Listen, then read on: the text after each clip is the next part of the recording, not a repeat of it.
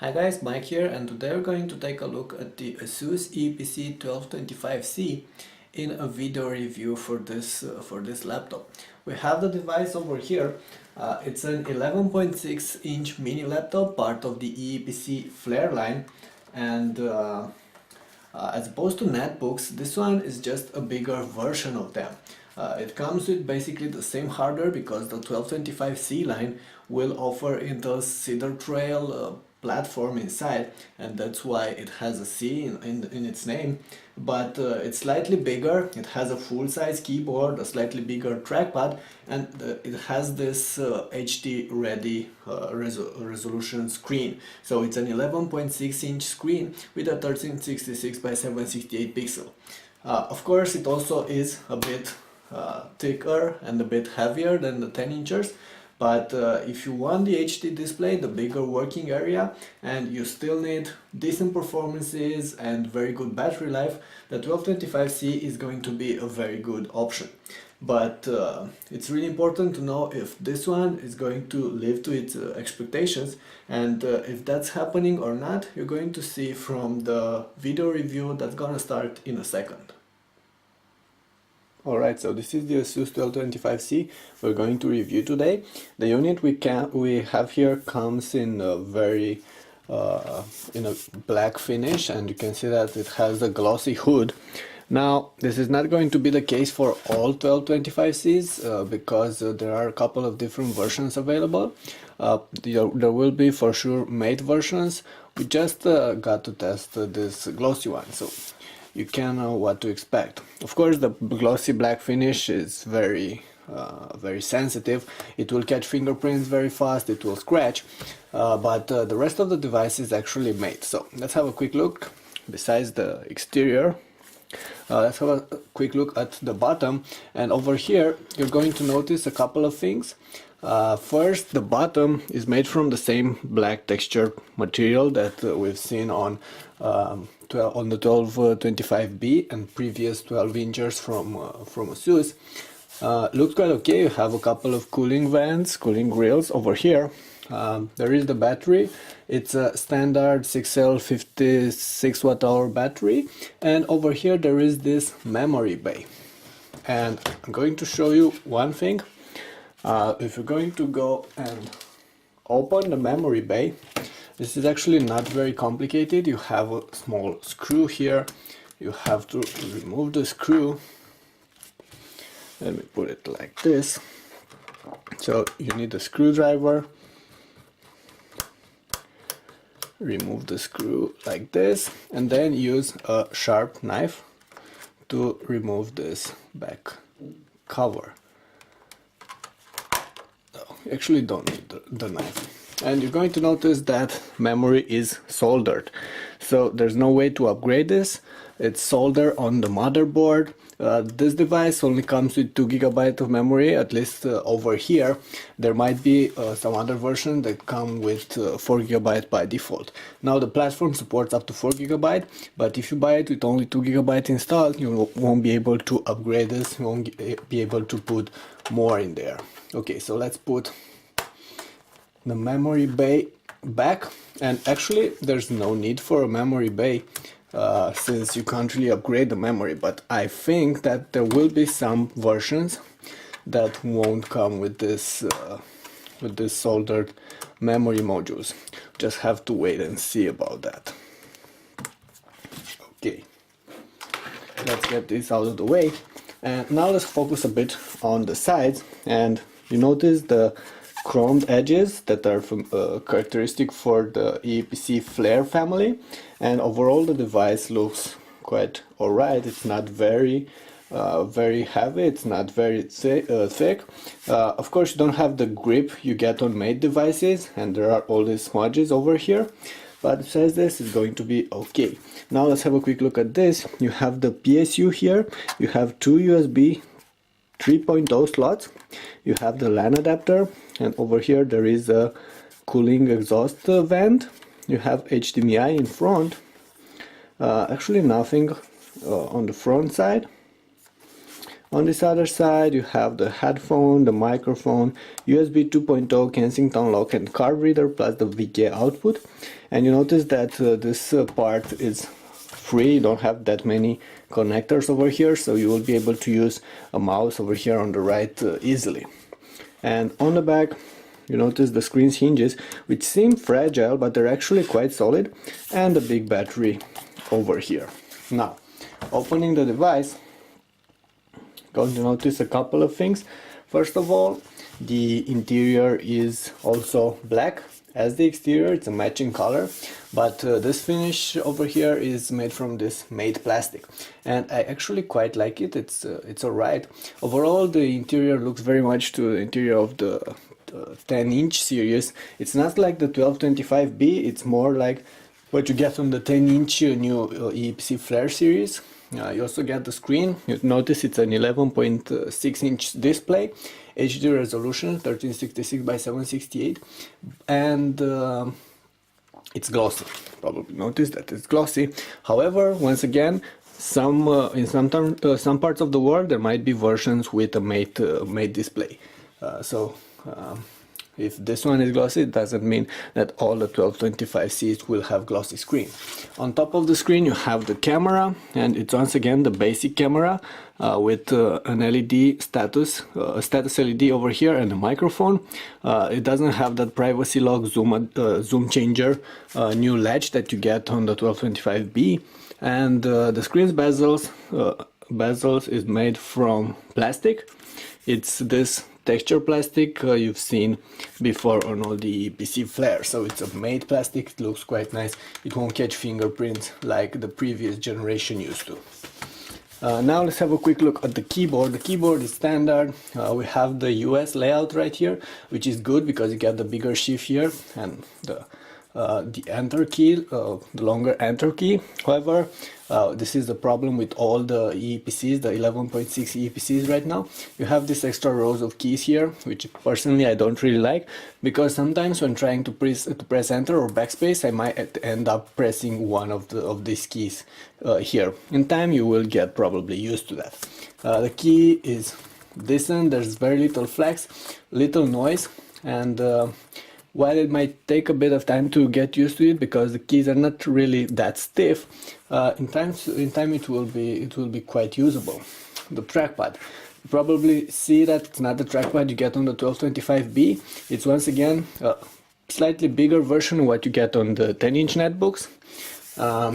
Clearly individualized from the rest of the palm rest here, has a single click button, and it's actually working alright because you don't have to press that hard in order for the commands to register. Beneath you have the status LEDs, and I'd say that the touchpad overall feels okay and it's quite accurate even with multi-touch gestures, so it's a decent trackpad. Of course it would have been nice if they could have made it higher. That's the same thing I had to comment on the smaller devices. There isn't that much space over here for you to perform a lot of gestures because it's kind of a short trackpad.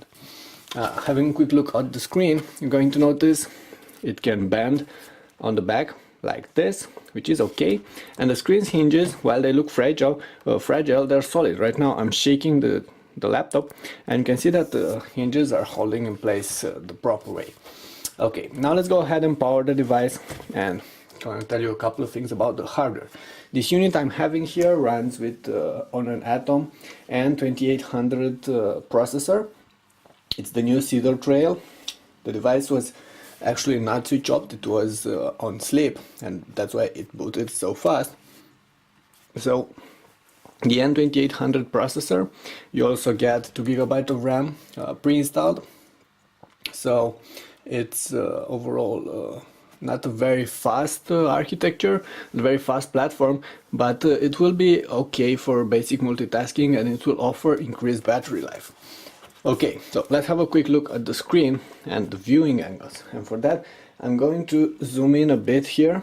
And here it is. The screen is the same as on the 1225B. I'm not a big fan of it because I find the viewing angles a bit poor, but It's overall okay, I'd say. I mean, you can definitely find better, but not really in this class. So for computers in this class, it's a decent screen. And right now, I'm gonna go ahead and show you a couple of things about the performances of this platform. And for starters, let me go ahead and show you the Windows rating. Like I said, this one is using N2800 processor and 2 GB of RAM on a 32-bit operating system.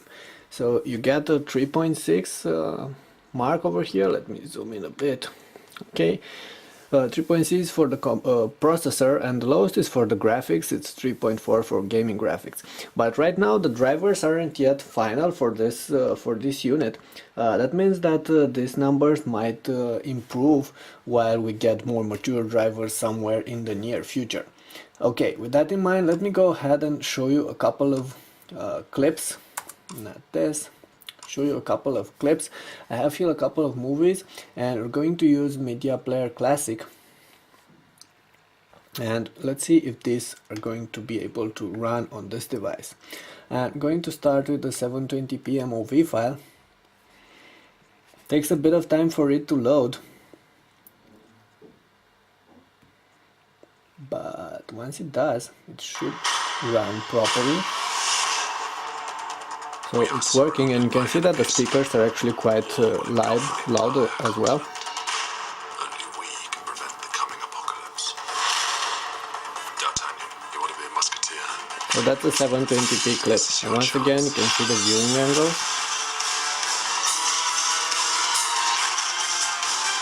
Side viewing angles are better, the vertical ones are a problem. Okay, this clip actually has a bit of a problem going and stopping here. So you saw that the processor was actually getting quite occupied, so the overall performances were sluggish when running this clip. So I'm running the clip, and it takes the processor to about 50%, 40 to 50%. Okay, that was the 720p, like I said. Now let's go ahead and try the 1080p, and I'm going to go straight with the 1080p MKV file, which is the nastier of them all. Now I've gone ahead and solved the DXVA issues on this device, and it should show you that DXVA is working. But once again, performances are very sluggish here. You can see that there's a lot of lag, and I'm not really running anything here. So there is lag. I don't know why it's running like this. It's slow. It should have been faster. I mean, the 2800. Okay, so right now the app is not responding, and I don't really have anything else running. It's just that. And the problem is, I don't know, maybe a problem with this test unit we're having here. Because on the N2800 I've tested with the same processor, performances were better. I mean, that one could play this clip without a problem. One other explanation, this hardware is not powerful enough to... okay, perhaps I think we're going to have to close this. Or maybe it's gonna work in the end. So it's going crazy on me here. Not really sure what to say. I mean, you see that the CPU usage is not that high, but still there are huge problems here. The computer is extremely sluggish, and it takes a lot for me to actually stop that application. Okay, so like I said, might be a problem with this test unit, might be a problem with the fact that the hardware is not powerful enough to run things on this high HD resolution display. When compared to netbooks, you have a wider working area here. It's 1366 by 768 as opposed to 1024 by 600, so it's massively increased. And because of that, there might be some of those issues. I'm gonna try just another clip and see what's gonna happen. And for that, I'm going to try, I don't know, I have one MOV, should have one MOV 1080p. Let's see how's that gonna run. And of course, if you're wondering, we're here using high performance mode in SIC. So that's the most you can get out of this laptop. The MOV actually seems to be working better, but it's still not smooth. I mean, you can see that there's still skipped frames. The sound is not on par with the clip most of the time. So I don't really know what the issue is here. I'm having a hard time knowing that. Okay, let's go ahead and try something else. Let's try a browser and open a YouTube page with that big bunny animation we usually test.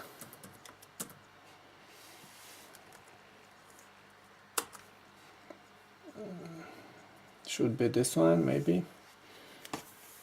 Let's give it a bit of time to load. Once again, it's not very fast. Don't really know why it took that long for this page to load. Let's go ahead and select 1080p quality, go full screen. And actually the flash experience seems to be better. So if YouTube Flash works, it will also work with Netflix and stuff like this. But I can't really say why the computer feels so sluggish for the self-stored multimedia content. Okay, so one more thing I wanted to show you here. This one, like I said, it comes with Windows 7 Home Premium, and there are a couple of pre-installed applications. I'm not going to focus on that, only going to show you one thing. Instant On is now part of Asus EEE PCs, and what Instant On actually does is like a mixture between sleep and hibernate modes from Windows. The computer is going to go to sleep very fast in just a couple of seconds, resume for sleep just as fast, but when the computer is in sleep mode, it's not going to eat that much battery. Now on previous generation platforms from Intel, you got like 2 days of standby time when the computer was in sleep mode. With this, you will get up to 21 hours based on what the Intels are saying. The tool here is showing 15 days for the battery that's at 89% right now. So 15 days of standby time. Now if you disable Instant On, this automatically goes to half, which is only 8 days. With it enabled right now, we're going to see how fast this one is going to go to sleep. And let's see.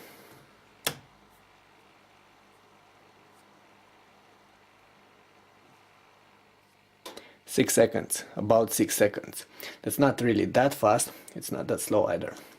Opening the device. Now, this one doesn't come with that feature that is going to automatically open it, resume it from sleep when getting the lid open, or perhaps I didn't find that feature, so I'm going to have to press the power button.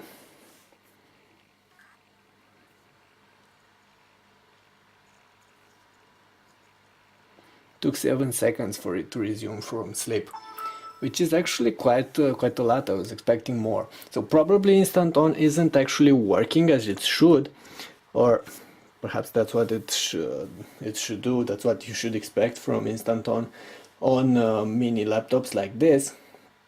I'm going to keep trying it and come with some more details about it in the written review for the 1225C. And speaking of that, it will be available in a couple of days on netbooklive.com, our website. Okay, so those are the things I wanted to tell you about the performances. There are some benchmarks as well. Those will be part of the written review as well. Should tell you a couple of things about the battery life. This one is running on a 6-cell battery, and like I said, it's N2800 processor. On average use, you should expect about 5 to 6 hours of life. Mainly about 6 hours of life when using it for, I don't know, watching some clips, going online, chatting, listening to some music, all the basic stuff you do every day. And that's a decent autonomy. Of course, that can be squeezed longer. For instance, if you're turning the screen brightness all the way down, will be like this.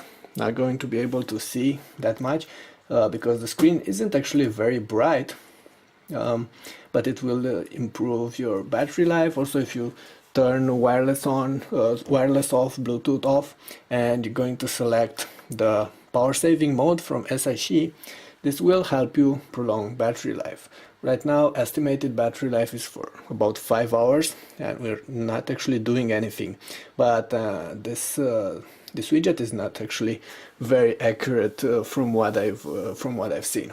Okay, so basically around 6 hours, 5 to 6 hours on average, can go to 7, maybe 8 with very light use, can get below 5 for media playing. However, like you saw, we have some issues with playing HD content on this device, so there might be some problems with the drivers or with this particular unit, so I can't really tell you exactly how much battery life you're going to get when using it for video playing. Alright, let's also talk about the prices a little bit. This one is going to be about 10% cheaper than the 1225B. From what I know right now, for this particular configuration with the Atom N2800 processor, 2GB of RAM, and 6-cell battery, and that means about 420 for the US, and that's actually a bit more expensive than I was thinking of, because this is still poorer than the 1225B in terms of performances. It also comes with this matte finish, which I'm not a very big fan of, with this glossy finish, which I'm not a big fan of, but that might depend over there at your place. There are probably some explanations for the higher price tag, and basically there is a shortage of new Atom platforms right now, and also the Intel chipset that's used for this device doesn't support USB 3.0 controllers, and that's why a USB controller had to be added in order to get USB 3.0 ports on this device, which you probably add to the total price. But I would say that in a couple of months this one should drop significantly, probably to below 40, quite a couple of tens of bucks below 40. Also, we might see a bunch of different versions of this device. I'm pretty sure we will see the D series processor as part of the 1225C as well in a couple of months, and those will have probably a bit higher prices, but also way better performances. Okay, so those are pretty much all the things I wanted to tell you about the Asus 1225C. If you're wondering about sound and about temperatures, let me tell you that this one is not a fanless design. You can definitely hear the fan of the CPU inside, and there is this cooling vent over here on the side. You can feel hot air going out of here. On the other hand, the button never gets hot. It gets a bit warm when watching HD content, but not much. And the device is not really noisy. I mean, you can hear the fan right now, which is opposed to what happens on the 1025C series, where I couldn't actually hear it. You can hear it in here, but it's not a bothering sound. You can barely hear it, so it's a pretty quiet fan. Okay, so go ahead and see the next part of this clip for the final conclusions on the Asus 1225C series, as those were pretty much all the things I wanted to show you here in this video review. Alright, so you saw what's this one capable of doing, the Asus 1225C. Like I've said in the beginning, basically this is a bigger netbook. It gets the same hardware platform as the smaller 10-inch devices, but it's an 11.6-inch mini laptop, and it has this bigger keyboard, it has the bigger and more spacious trackpad, and of course it has the HD resolution display. But because it has this bigger resolution display and the same hardware platform, the overall experience is not as smooth as it is on the 10-inchers I've tested, like the 1025C or the 1025CE. Overall, the hardware is not really powerful enough to be able to run the content on this properly, and you saw that when dealing with full HD content and even in everyday use, this one might get a little bit sluggish. Of course, the 1225C will also be offered with Intel D series Atom processors probably in the next couple of months, and by the time those are available on the market, they will probably be a good pick if you're looking for a decent everyday laptop with good battery life. But right now, especially since this one is going to start at above 400 bucks, I would say it's not really the best mini laptop you can buy out there. Personally, I would rather go for the 1225B with an AMD E450 APU inside. Okay, those were all the things I wanted to tell you about the Asus EEE PC 1225C. Of course, don't forget the written review is on the site, and you can find a description you can find a link in the description below this clip, which is going to lead you to that written post on netbooklive.com. And of course, if you like this clip and what we're doing here, don't forget, please subscribe and please press thumbs up on this clip. Thank you. That was Mike.